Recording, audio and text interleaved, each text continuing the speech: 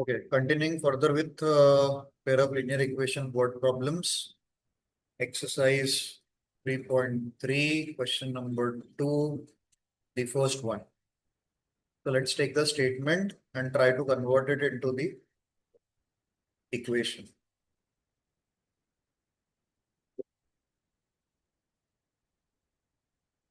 Okay तो ये तो फ्रैक्शन वाली कैटेगरी है जो अपन ने लास्ट सेशन में डिस्कस करी थी न्यूमरेटर डिनोमिनेटर के बेसिस पर कुछ ऐड या सब्ट्रैक्ट करना होगा और नए फ्रैक्शन से इक्वेट करना होगा।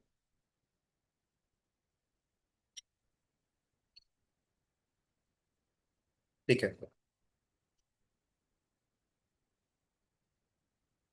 फाइन। देखो फर्स्ट लाइन से स्टार्टिंग स्टेटमेंट क्या होगा? Let the numerator be x and denominator be y. ये तो हमारा स्टार्टिंग स्टेटमेंट हो गया।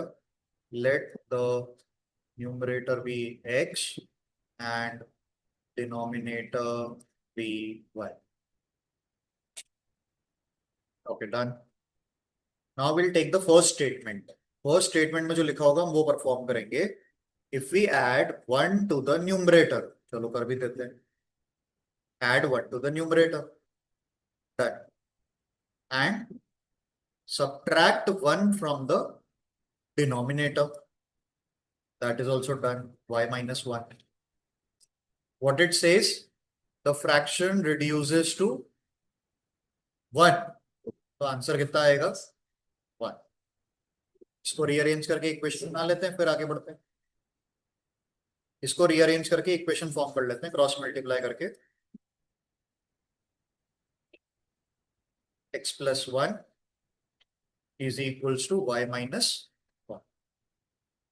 x minus y is equal to -2। ये आ गई अपनी पहली। ठीक है, ओके,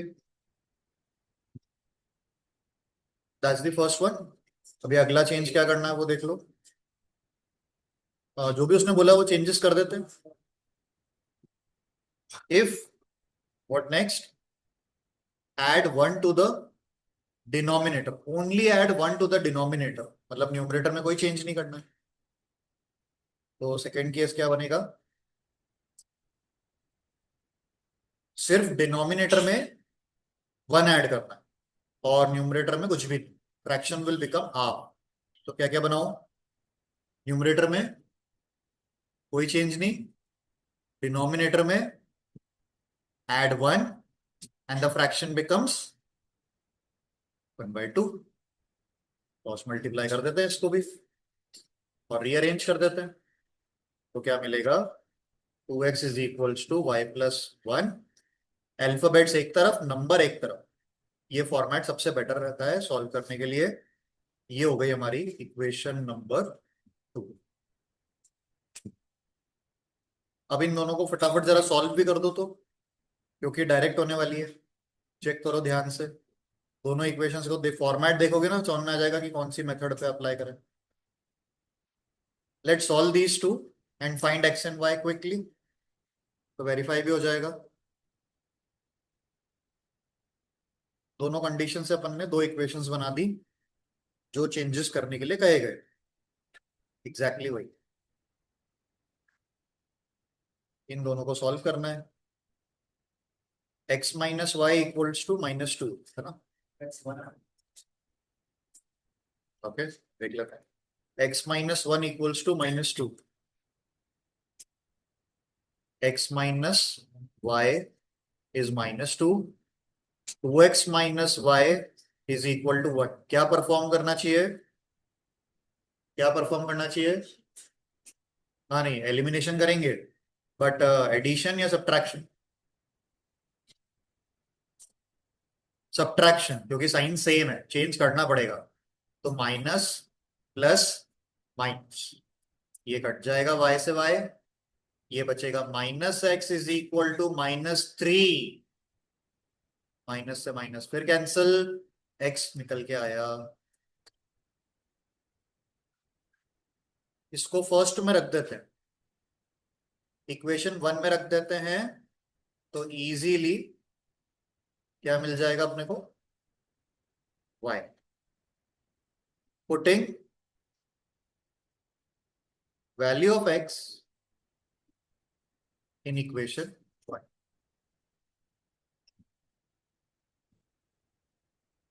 तो 3 - y = -2, -y = -5, माइनस से माइनस कैंसिल, y = 5। ये x और y की वैल्यूज आ गई। उन्होंने पूछा है what is the fraction, what is the fraction. तो फाइनल स्टेटमेंट क्या आएगा, the given fraction is, the given fraction is 3/5। The given fraction is 3/5। ठीक है, that's it. Okay, now let's switch to the next one. अगला statement लेते हैं जिसको convert करेंगे। This is the age category, age वाले कैटेगरी का question है। हमने उस दिन प्लानिंग करी थी कि एज वाला कोई क्वेश्चन आएगा तो उसका स्ट्रक्चर फिक्स है आगे बढ़ने का, वो देखते हैं। Okay, let's go for it. ये सेपरेट कर देता हूं मैं। ये मैंने इस क्वेश्चन को 3 अलग अलग लाइंस में ब्रेक कर दिया, ये कर दो। ठीक है, अंडरस्टैंड करने के लिए बहुत आसान हो जाएगा। ये उस क्वेश्चन में 3 लाइनें दी हुई थी, हम इसी में से अपना आंसर बना लेते हैं। 2 लोगों की बात चल रही है, हर बार यही होगा। हर एज वाले क्वेश्चन में there will be only 2 persons. ठीक, पहला लाइन क्या था, what was the introductory statement. First line क्या लिखनी थी एज वाले क्वेश्चन में, what was the first line we had to mention, X. We have to consider their present ages. Let present age of, let present age of Noori be X years and Sonu be Y. Okay, done. So that's our introductory statement. अब ये जो second line बनी है, मतलब question की जो first line बनी है, यहां से अपन हमारी पहली इक्वेशन बनाएंगे। और डिफॉल्ट है, डिफॉल्ट पैटर्न है कि एज वाले क्वेश्चन में हर बार आपको ये मिलेगा कि हमें कितने साल पीछे या कितने साल आगे जाना है। पिछली बार भी हुआ था और उस पर एक कंडीशन दी हुई थी, यहां पर भी दी हुई है, ये फिक्स है। चलो 5 साल पहले जाना है। 5 साल पहले नूरी की एज कितनी हो जाएगी, 5 साल पहले नूरी की एज कितनी हो जाएगी, X - 5। और वॉज, इज और वॉज की जगह इक्वल टू लगता है, थ्राइस, 3 टाइम्स।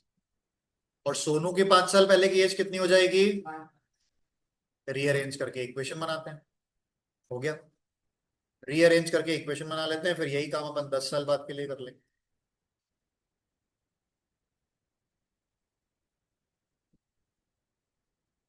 इसको रीअरेंज करके एक इक्वेशन बना दो। चलो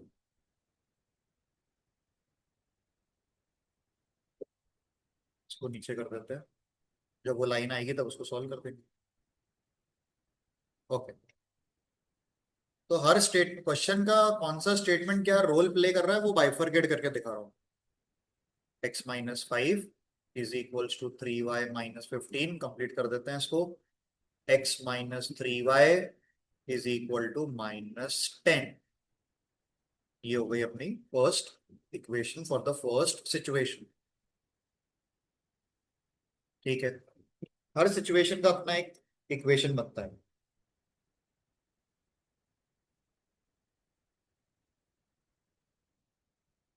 एक स्टेटमेंट का एक सिचुएशन हो गया, एक स्टेटमेंट से एक इक्वेशन रेडी हो गई पहली बार। अब चलते हैं 10 साल बाद, तो let's do the respective changes. 10 साल बाद की एजेस को कंपेयर करना है। ये क्या बनेगा?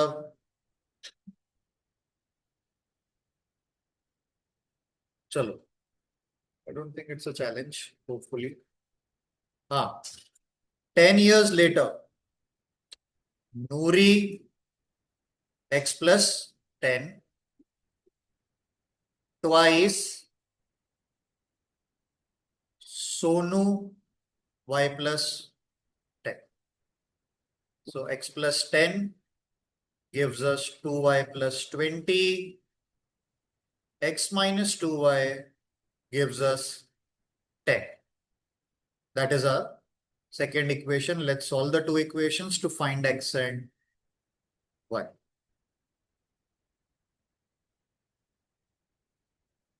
अभी अपन इन दोनों को सॉल्व कर देंगे तो ये जो how old are Noori and Sonu लिखा है उसका आंसर आ जाएगा। So that is how the statements were utilized individually. First statement, first equation, second statement, second equation, third statement will give you the answer. Solving करना है अभी। क्या सॉल्विंग यूज करें equations को देखते हुए?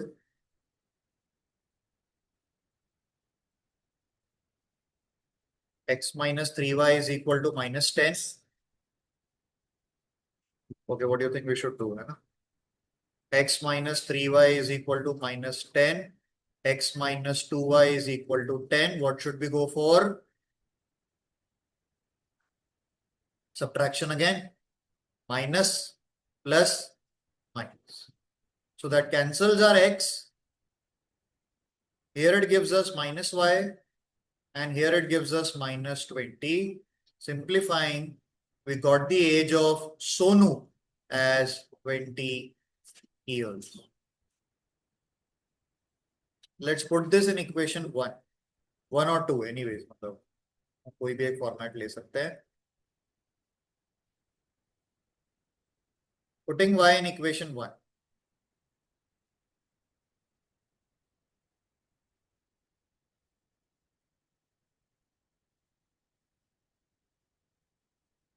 x-3 into 20 is equal to -10. x-60, x is equals to 50. Final statement, concluding statement है ना, क्लोजिंग स्टेटमेंट डालना पड़ेगा, ओपनिंग स्टेटमेंट डालना पड़ेगा, ध्यान रखना उस चीज का। What they have asked, find the ages of both, है ना। So present ages of, present age of Noori is, Noori किसको लिया था मैंने, एक्स को ना, 50 years, एंड सोनू इज, कितना आया था, 20 years। तो ये हमारे 3 नंबर फुल एंड फाइनल हो गए, ठीक है। So that gives us complete 3 marks score यहाँ से, ठीक है। एज वाले पैटर्न का क्वेश्चन का जो फॉर्मेटिंग है, जो स्ट्रक्चर है, वो हमेशा ऐसा ही रहता है, सिर्फ नंबर्स चेंज होंगे और अकॉर्डिंगली कैलकुलेशन चेंज होगी। नेक्स्ट, ये है नया पैटर्न, और स्टैंडर्ड का पेपर यूजुअली ये क्वेश्चन इंक्लूड करता है, क्योंकि ये क्वेश्चन थोड़ा सा हॉट कैटेगरी में चले जाता है। आइए देखते हैं।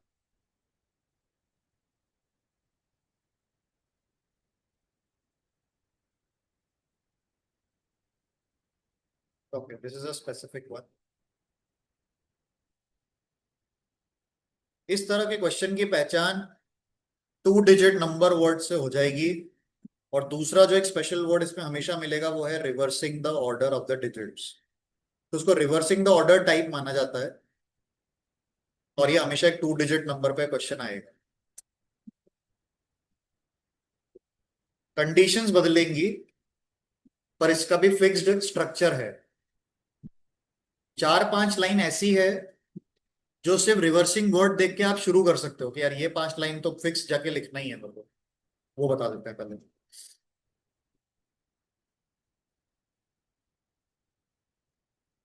मतलब अभी हम क्वेश्चन को रीड आउट भी नहीं कर रहे हैं, बस इतना पता चल गया कि ये रिवर्सिंग का क्वेश्चन है। तो ये देखो आगे की चार लाइनें, चार पांच लाइनें जो फिक्स है, जो लिखना ही लिखना है अपने को जाकर, वो देख लेते हैं। Let the digit at ones place be x and the digit at tens place be y. आप एक्सचेंज भी कर सकते थे, पर आप एक फिक्स फॉर्मेट से चलोगे तो अपने लिए ही ठीक रहेगा, बार बार अपने को कंफ्यूजन नहीं होगा। हम एक पैटर्न फिक्स कर लेंगे, हम वंस प्लेस को एक्स लेंगे और टेंस प्लेस को वाई ले लेंगे, जैसे मैंने भी लिया। ठीक है, ये दो स्टेटमेंट फिक्स हो गई, दो और फिक्स है। अभी भी हमने क्वेश्चन रीड नहीं किया है। हमारा अगला स्टेटमेंट फिक्स है, original number, original number create करना है और रिवर्स्ड नंबर क्रिएट करना। यहां तक आपको क्वेश्चन रीडिंग की नीड नहीं है, बस इतना पता चल जाए कि हाँ क्वेश्चन रिवर्सिंग के ऊपर है। अभी नंबर्स कैसे क्रिएट करेंगे वो नंबर सिस्टम का पार्ट है, वो देख लेते हैं। उसका टाइप बताओ पहले, अलग से आ रहे हैं वापस। अब अगर मान लो मैंने आपको नंबर दिया, टू डिजिट का नंबर है 25, इसका एक्सपांडेड फॉर्म बताओ। 20 + 5, इसका और एक्सपांडेड फॉर्म बताओ। 2 × 10 + 5 × 1। ट्राई टू कनेक्ट कि जो नंबर वंस प्लेस पे होता है वो वन से मल्टीप्लाई होता है, और जो नंबर टेंस प्लेस पे होता है वो 10 से मल्टीप्लाई होता है। तो क्यों ना मैं यही काम मेरे नंबर पे कर दूं जो हमने प्लान किया है। ये देखो, हमने भी तो वंस और टेंस के नंबर्स बनाए हैं ना, ये रे। अब जरा देखना, देखो ओरिजिनल नंबर बनाने जा रहा हूं। टेंस प्लेस पे कौन है? वाई। तो कितना आया होगा? 10y। और वंस प्लेस पे कौन है? एक्स। तो वो तो डायरेक्ट एक्स ही ऐड हुआ होगा। ये बन गया ओरिजिनल नंबर। टेंस प्लेस वाले को 10 के साथ ले लिया, वंस प्लेस वाले को 1 के साथ ले लिया और ऐड कर दिया। ये हमने किस बेसिस पे किया? इस बेसिस पे किया। टेंस प्लेस वाले को 10 से मल्टीप्लाई करो, वंस प्लेस वाले को 1 से मल्टीप्लाई करो और ऐड करो। ऐड कर दो, ऐसे एक टू डिजिट नंबर बनता है। तो रिवर्स नंबर तो आई गेस चैलेंज नहीं होगा फिर। रिवर्स नंबर क्या क्रिएट हो गया? रिवर्स हो गया मतलब the digit at ones place is now on tens and the tens one is now at ones, so it would be 10x + y। ये बन गया रिवर्स नंबर। ठीक है, ये चार स्टेप्स, ये चार पॉइंट्स फिक्स रहेंगे किसी भी रिवर्सिंग वाले क्वेश्चन के लिए। इसमें आपको कभी चेंज नहीं करना पड़ेगा, कभी भी चेंज नहीं करना पड़ेगा किसी भी क्वेश्चन के लिए। अब मुझे क्वेश्चन को रीड करना शुरू करना है और दो इक्वेशन बनानी है इनके टर्म्स। ओके, अब वो देखते हैं। पहली लाइन, पहली इक्वेशन बनवाई, the sum of the digits is 9।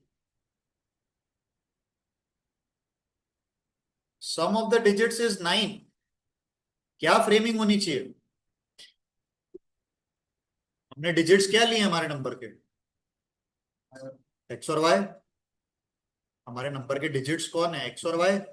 और क्वेश्चन कह रहा है कि उन दोनों का सम 9 है, तो मेरी इक्वेशन क्या क्रिएट होगी? That's it, done. x + y = 9, first equation ready from the first line. What about the second one? अब आता है ये इनका यूज। अब इनका यूज आएगा क्या?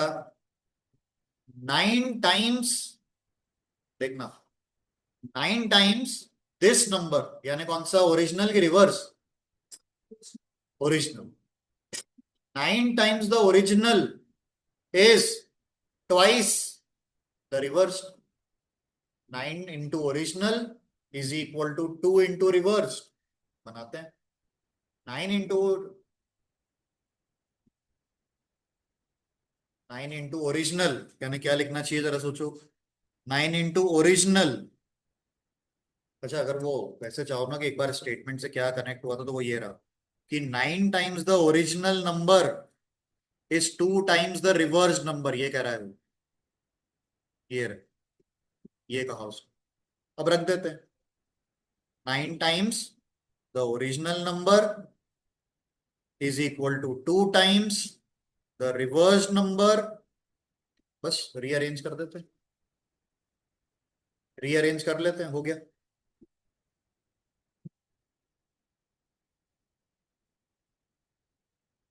ओके, यहां से एक इक्वेशन और आ जाएगी, उसको सॉल्व कर देंगे।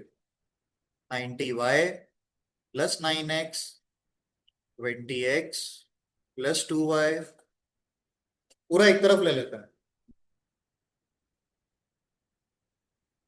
88x, 88y और है 11x इक्वल्स टू 0। यहां से 11 कॉमन निकाल लेते हैं और 0 के नीचे डिवाइड कर देते हैं। 8y - x equal to 0। 8y - x equal to 0। क्या ये पहले से क्या मिल गया अपने को तो क्लियर। हम्म, यहां से तो सीधा x ही आ गया ना। सब्स्टिट्यूशन में काम हो जाएगा आराम से। x की वैल्यू ही आ गई, यहां से तो x की वैल्यू कितनी आ गई, 8y। x is equals to 8y। और इसको पुट कर देते हैं इक्वेशन नंबर 1।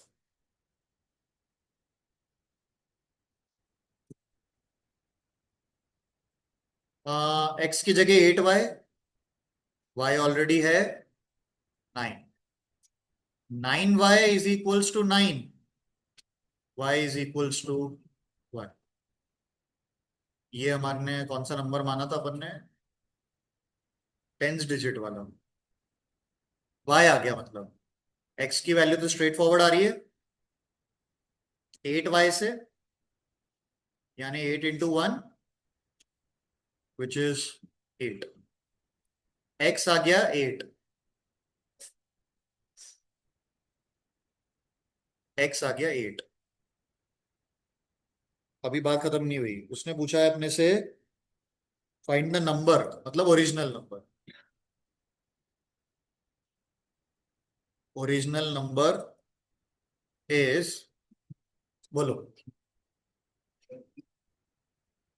18 कि 81। अभी हमारे केस में 1 at tens place, 8 at ones place, तो आर नंबर इज 18। ठीक है।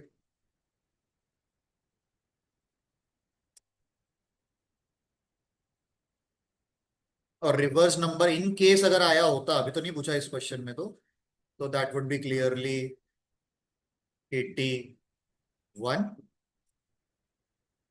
ठीक है। पूछते हैं how many such numbers are possible, exemplar में आएगा। तो यही बताना पड़ता है कि ऐसे दो नंबर पॉसिबल है जो सेम सिचुएशन को फॉलो करते हैं, 18 और 81।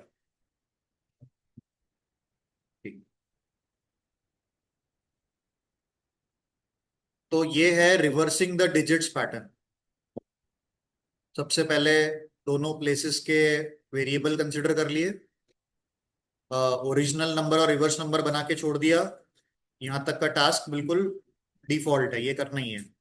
फिर हमने क्वेश्चन रीड किया, सम ऑफ डिजिट्स 9 दिया था, पहली इक्वेशन बनी। और दूसरी कंडीशन दी थी कि 9 times the original is 2 times the new, मतलब रिवर्स। वहां से दूसरी इक्वेशन बनाई, सब्स्टिट्यूशन किया और सॉल्व। ठीक है, फाइन। तो यही एक एड ऑन वेराइटी थी इस वाली एक्सरसाइज में। अब जो नेक्स्ट वाला है वो डिनोमिनेशन के ऊपर है। और लास्ट वाला लाइब्रेरी के ऊपर फिक्स चार्ज वाला, जो अपने टैक्सी वाले पे किया था ना, वैसा।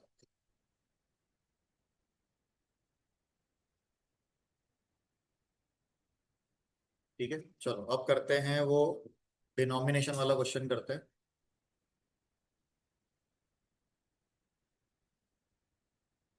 ये तो मतलब ऐसा है कि आप खुद उसको परफॉर्म कर लो कि भाई अपन बैंक गए और अपन इतने इतने रुपए के इतने नोट डाल रहे हैं, तो हमने कितना अमाउंट जमा कर दिया।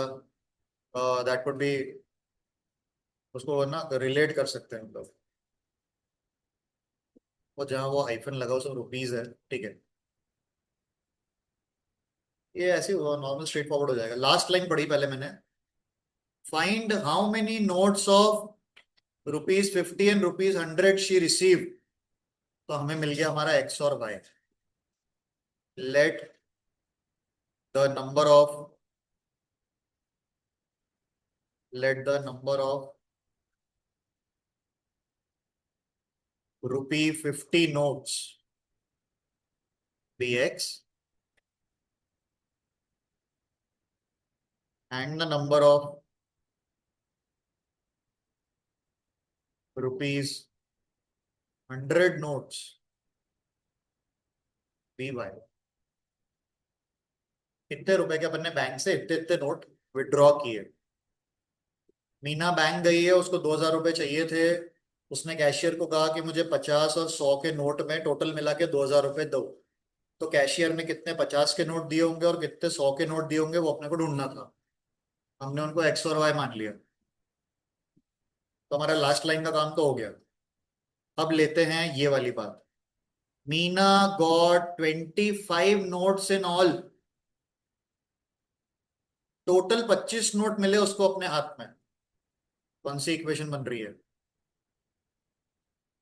यही नंबर ऑफ नोट्स है। तो पहली इक्वेशन रेडी हो गई। x+y is equals to 25। एक इक्वेशन बन गई नंबर ऑफ नोट्स की।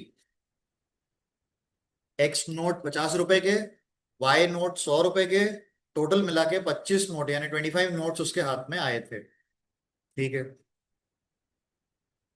टोटल मनी कितना रिसीव किया गया? 2,000 का। मनी कैसे जनरेट करेंगे? 50 रुपए के एक्स नोट मिले यानी इतने रुपए मिल गए। 100 रुपए के वाई नोट्स मिले यानी इतने रुपए मिल गए। और टोटल मिला के 2,000 रुपए विड्रॉ किए गए। तो एक मनी का बन गया, एक नंबर ऑफ नोट्स और एक मनी। ठीक है। अभी इसको सेकंड नंबर नहीं डाल रहा हूं, पहले सिंप्लीफाई करते हैं। ये काम कभी करना मत भूलना, कैलकुलेशन छोटी हो जाती है, अच्छा रहता है। 50 से पूरी इक्वेशन को डिवाइड कर देते हैं। तो ये इक्वेशन बचेगी x+2y is equal to 40। That's it. पूरी इक्वेशन को 50 से डिवाइड कर दिया गया क्योंकि कॉमन फैक्टर था वो। ये करना चाहिए हमेशा। इक्वेशन को जितने छोटे नंबर के साथ सॉल्व करेंगे उतना बेनिफिशियल रहेगा। अब इन दोनों इक्वेशंस को आप सॉल्व कर दो so that we can find x and y. The equations are in a very comfortable zone.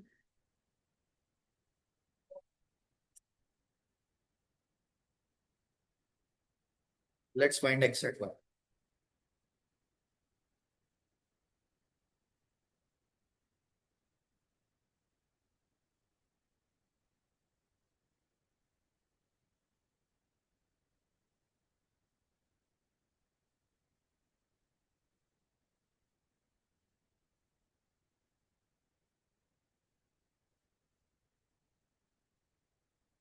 Okay, done. क्या करा होगा? डायरेक्ट सब्ट्रैक्ट कर दो बस। गो फॉर डायरेक्ट सब्ट्रैक्शन क्योंकि दोनों के कोफिशिएंट ऑलरेडी सेम है। तो will go for direct subtraction.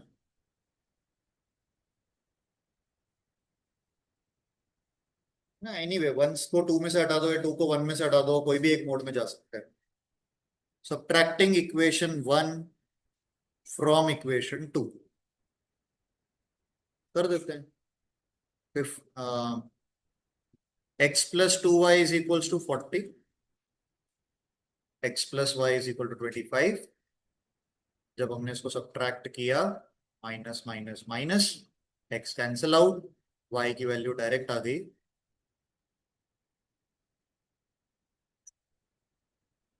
यानी 100 रुपीज के 15 नोट्स कैशियर ने उसको दिए होते।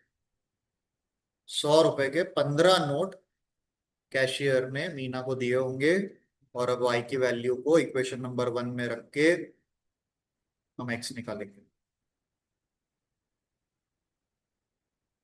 तो that comes out to be x plus 15 is equals to 25, x is equals to 10। तो नंबर ऑफ नोट्स मेंशन कर देंगे लास्ट में तो क्लोजिंग स्टेटमेंट बन जाएगा कि इतने इतने रुपए के इतने इतने नोट्स हमें दिए।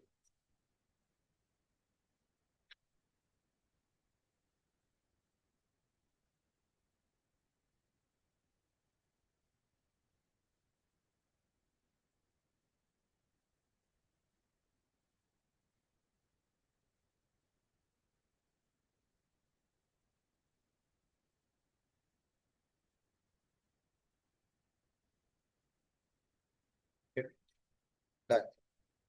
अब वो लाइब्रेरी वाला क्वेश्चन वो टैक्सी वाले फॉर्मेट में होगा। लाइब्रेरी का क्वेश्चन टैक्सी फॉर्मेट में होगा।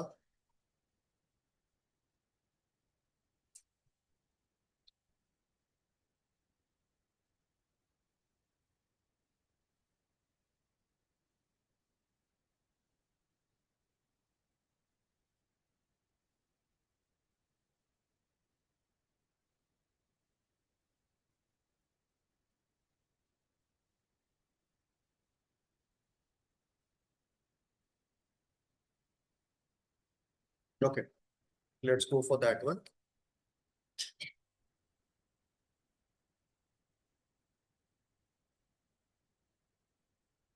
इसमें बता दिया जाता है कि कौन सी दो चीजें फाइंड करनी है, तो वो फिक्स्ड चार्ज और रनिंग चार्ज ही होता है।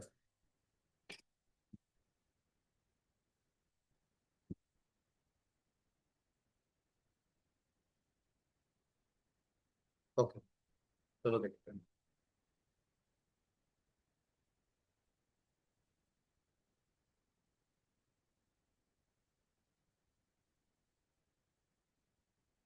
यही स्पेसिफिक क्वेश्चन बिल्कुल same language multiple times pre boards में स्कूल्स में इंक्लूड होता है। क्योंकि इस क्वेश्चन में एक छोटा सा ट्विस्ट होता है जो बहुत सारे लोग जो होते हैं वो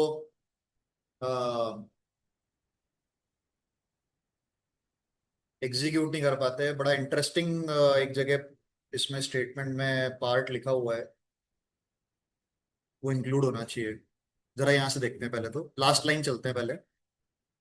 find the fix charge and the charge for each extra day.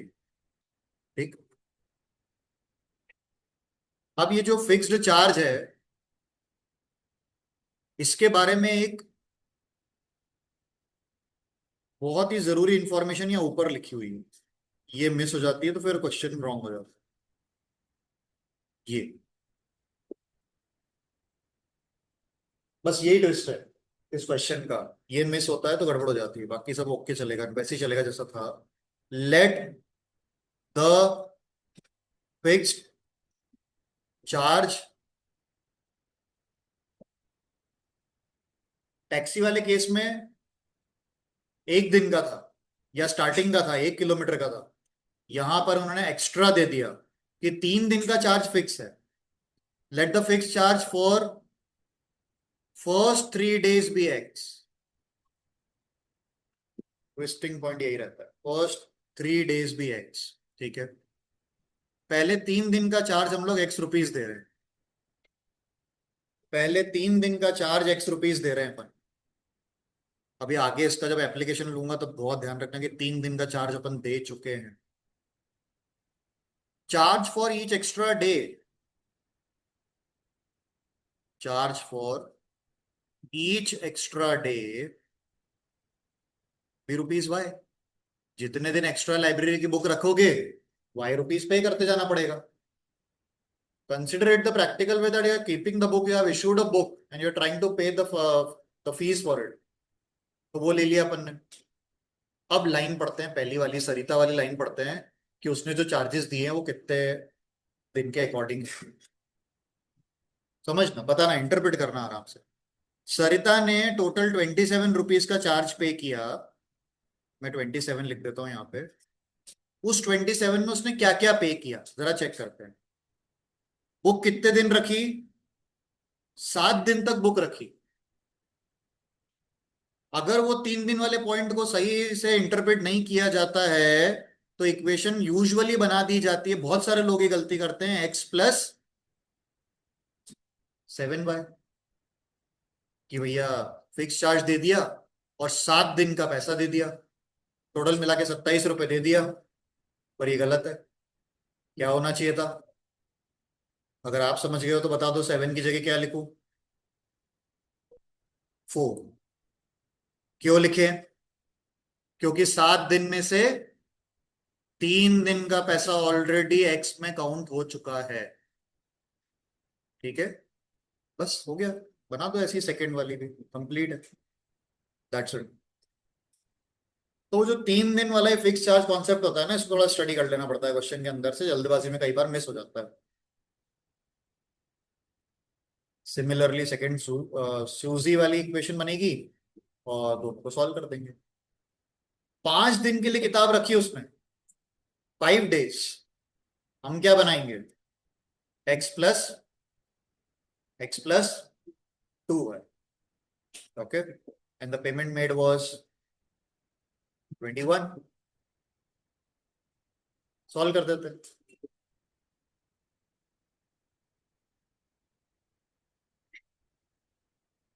Okay, subtraction direct, x cancel out, 2y is equals to 6, y is equal to, पर डे का चार्ज 3 रुपए, for each extra day the charge for the book is 3 rupees. और fix charge कितना आ रहा है? Putting in equation 1 या 2, what ever, putting in equation 1,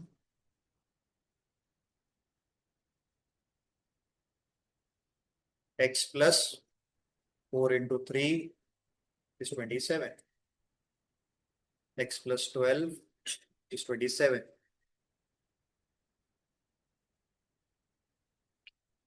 Charge for the first 3 days is 15, and charge per kilometer is, sorry, per day is y, the 3 rupees. Done. तो ये NCERT exercises में जितने हमारे पास क्वेश्चंस, वर्ड प्रॉब्लम्स का range था, वो हमने डील किया।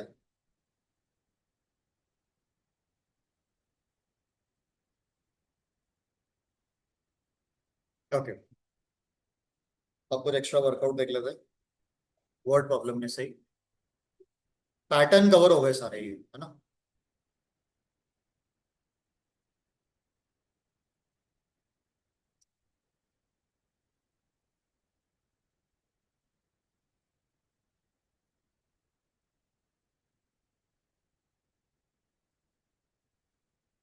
चलो ठीक है, नेक्स्ट वाला, ये वाला ट्राई करके दिखाएंगे। अगला, the sum of a two-digit number, the sum of two-digit number and the number obtained by reversing the digits, number obtained by reversing the digits। Concept सीख लिया, उसको अप्लाई करके देख लेते हैं रैंडम वर्डिंग्स पे। Reversing the digits is 66। Okay, if the digits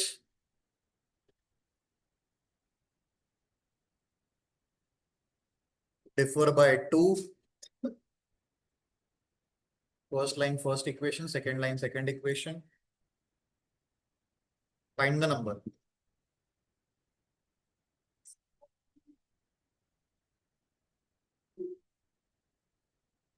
66। Sum of this and this, ये पूरा इंटरप्रेट वहां तक का है, इस लिखा है ना, इसके पहले तक का पूरा सम।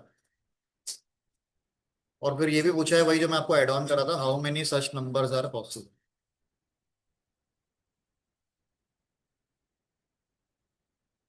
How many such numbers are there, ये सेकंड पार्ट का आंसर है, 3 मार्क का क्वेश्चन है, आया हुआ है पेपर में, एनसीईआरटी के एग्जाम्पल में से है। तो हमने जो सीखा उसको अटेम्प्ट करके देख लेते हैं कि वही अप्लाई अप्लाई वही करना है आप, एप्लीकेशन में कोई चेंज नहीं है।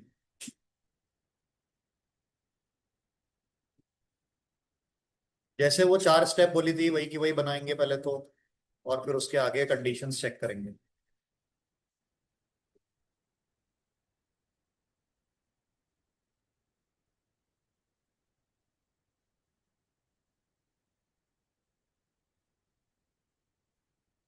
Those 4 lines will be intact that we talked about. X, Y, original number, reverse number,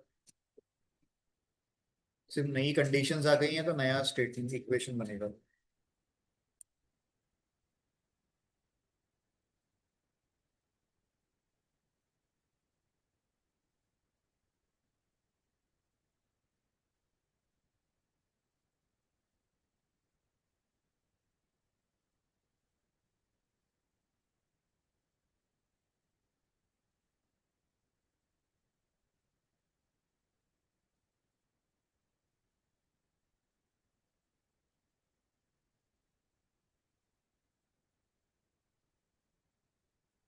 So the 4 default statements, let the digit at ones place, let the digit at ones place be X and the digit at tens place be Y।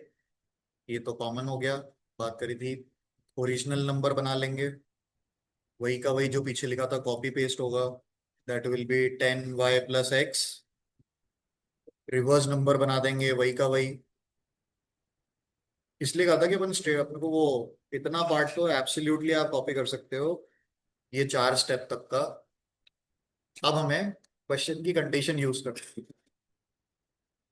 पहली बात उसने कही कि number और reverse number, original number और reverse number का सम 66 है, तो बना लेते हैं। ओरिजिनल नंबर ये रहा, रिवर्स्ड नंबर ये रहा, और इन दोनों का सम 66 है। ठीक है, what's the big deal, original number plus reverse number है 66, बिल्कुल इतना ही क्लियर बोला गया है। ऐड कर देते हैं, 11x+11y 66, 11 से डिवाइड कर दो पूरी इक्वेशन को, x+y = 6, ये पहली इक्वेशन आ गई, वेरी क्लियर एंड सिंप्लीफाइड। और दूसरा उन्होंने कहा the difference of the digits is 2। Okay, किसी भी एक नंबर को बड़ा मान लो, x-y = 2। हमने x को बड़ा मान लिया फिलहाल, करेंटली, इस पर्टिकुलर क्वेश्चन के लिए। और दूसरी पॉसिबिलिटी क्या थी, दूसरा क्या हो सकता था कि y-x भी क्या बन सकता था, 2। तो दोनों के फॉर्म में आगे बढ़ेगी बात, अलग अलग आंसर देखते हैं। पहले फर्स्ट वाली के साथ सॉल्व करते हैं। अच्छा, इन दोनों को सॉल्व करने के लिए तो मेरे को क्या स्टेप लेना है, ऐड, +y - y कट जाएगा, तो जैसे ही उनको ऐड किया, इसको अपन सेकंड नंबर डाल दो, इसको थर्ड नंबर डाल दो, ताकि बताने में आए कि हाँ वी आर एडिंग 1 and 2। तो 1 और 2 को ऐड करते समय y से y कैंसिल हो गया, 2x की वैल्यू 8 आ गई, x की वैल्यू 4। और अगर x 4 आ गया तो उसी इक्वेशन में प्लेस करने पर y की वैल्यू 2 आ गई, नंबर बन गया 24, पहली वाली इक्वेशन से, पहली वाली इक्वेशन से नंबर बन गया 24। अब हम 1 और 3 को सॉल्व करेंगे, उसमें भी ऐड ही करेंगे, adding 1 and 3। If I go for adding 1 and 3, इस बार x और x कट जाएगा, 2y की वैल्यू 8 आ जाएगी, y की वैल्यू 4 आ जाएगी। और अगर y 4 आएगा तो x 2 आने वाला है। x + 4 = 6, x = 2। This time the number formed is 42। तो जो उसने लास्ट की एक लाइन लिखी थी ना कि how many such numbers are there, तो मेरे को लिख के आना था देयर आर 2 such numbers, जो वो सिचुएशन फॉलो कर सकते हैं। तो क्लोजिंग स्टेटमेंट वही आता कि 2 नंबर पॉसिबल है, 2 नंबर पॉसिबल है, 24 and 42।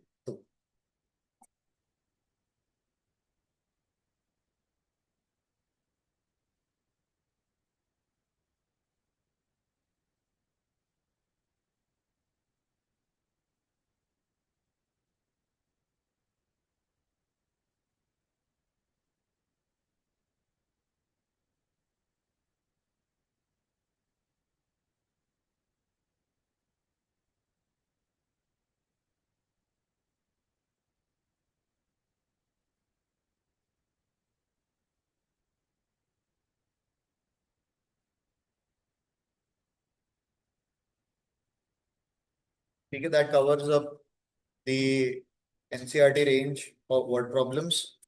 Substitution method already covered up, elimination method done, और स्टार्टिंग में वो रेशोज जो हमने तीनों लाइंस के लिए लिए थे, that completes the chapter of pair of linear equations from NCERT. Next class on Tuesday, we'll be dealing with the same chapter from exemplar. हमें काफी डिफरेंट रेंज वहां भी मिलेगी अभी, उसको भी कवर अप करना है।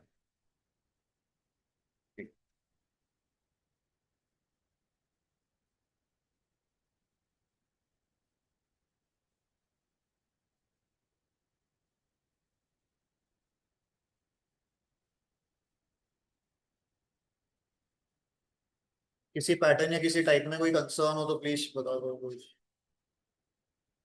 कोई इश्यूज? हाँ, कोई परेशानी नहीं। जब हम नेक्स्ट सेशन में एग्जाम्पलर वर्कआउट करेंगे तो टाइप यही सारे रहने वाले हैं, बस लैंग्वेज में थोड़ा चेंजेस होंगे। जो एग्जाम्पलर को थोड़ा सा एक लेवल प्लस अपन मानते हैं एनसीईआरटी से आती है, वो स्टैंडर्ड के पेपर के क्वेश्चंस वहां से बनते हैं, तो उसको ध्यान से एग्जीक्यूट करके देखते हैं। ठीक है, चलो।